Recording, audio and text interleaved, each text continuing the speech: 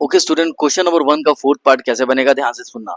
The amount of money in the account every year when rupees 10,000 is deposited at compound interest at 8% per annum. भाई 7th 8th class में आपने ये सारी चीजें पढ़ी होगी। भैया क्वेश्चन में रेट दिया हुआ है ना, रुपीज दिया है मतलब प्रिंसिपल दिया हुआ है, और यहाँ पर हमें कंपाउंड इंटरेस्ट निकालना है। तो हम ना टाइम की जो वैल्यू है ना, पहले एक लेंगे फिर दो लेंगे, कैसे चलिए हम सॉल्व करके आपको बताते हैं। ठीक है, तो ये 8th क्लास में या 7th क्लास में आपने पढ़ रखा होगा, फिर भी हम देख लेते हैं कि ये बनेगा कैसे। भैया पी प्रिंसिपल हमारे पास कितना दिया है, रुपीज 10,000 ये दिया है। इसके बाद जो रेट है वो दिया है 8%। 8% का मतलब होगा 8/100, ये तो आपको पता ही होगा। तो इसको हम 8% को ऐसा भी लिख सकते हैं, कैसा, 8/100। ठीक है, उसके बाद कंपाउंड इंटरेस्ट निकालना है, तो पहले हम टाइम 1 साल के लिए लेंगे, उसके बाद दूसरे साल के लिए निकालेंगे, है ना। तो देखो कैसे होगा। सबसे पहले ओरिजिनल अमाउंट कितना दिया हुआ है, 10,000, है ना। उसके बाद for compound interest we use the formula, amount का फॉर्मूला होता है पी, ब्रैकेट में 1 + r/100, पावर में आएगा टी। टी क्या है, टी हमारा है टाइम, आर क्या है, आर हमारा है रेट। हमारा रेट मतलब क्वेश्चन में जो रेट दिया है बेटे। उसके बाद पी हमारा हो जाएगा प्रिंसिपल, जो कि दिया है 10,000, तो 10 के लिख रहे हैं अभी शॉर्टकट में। आपको ऐसा बिल्कुल नहीं लिखना, रहने दो भाई, आप लोग बहुत खतरनाक लोग हो। ठीक है, नहीं बोलने से वही लिख दोगे। ये लो, करा ली मेहनत हमसे। अब बस वैल्यू रखना है। देखो भैया, पहले हम ईयर लेंगे पहला, तो पहला लेंगे तो टी के जगह पहला लिखेंगे, पी लिख दिए, 1 लिख दिए, प्लस लिख दिए, आर था हमारा 8।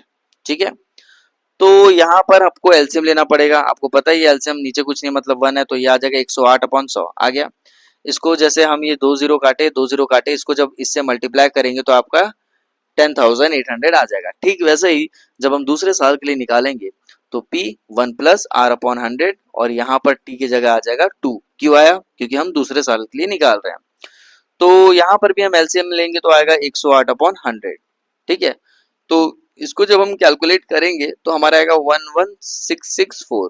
क्या ये बात समझ में आ गया। तो पहला नंबर हमको ये मिला, दूसरा नंबर हमको ये मिला, और तीसरा नंबर हमें ये मिला। तो यहाँ पर हमारे पास 3 सीक्वेंस बन रहा है नंबर्स का। पहला है 10,000, उसके बाद बन रहा है 10800, है ना, ये देखो बना। तीसरा है 11664, 11664। और क्वेश्चन में बताना है क्या ये एपी है। तो एपी होने के लिए हमें सिर्फ कॉमन डिफरेंस के बारे में बात करनी होगी, second term minus first term. तो 10800 को हम इससे माइनस करेंगे तो ये कितना आ जाएगा, ये तो कट जाएगा, आ जाएगा 800, है ना। तो आ गया 800। ये क्या निकला, A2 माइनस A1। अब हम निकालेंगे A3 माइनस A2। तो यहाँ पर 11664 को माइनस 11664 को माइनस करेंगे इससे, तो ये कटेगा, यहाँ पर आपका आ जाएगा 864, मतलब यहाँ पर आपका आएगा 864। तो आप देखो ना, ये 800 है और ये 864 है, तो यहाँ का जो डिफरेंस है वो कॉमन तो नहीं है, मतलब ये नॉट एन एपी होगा। जो ये सीक्वेंस होगा नॉट एन एपी। लिख सकते हो दिस सीक्वेंस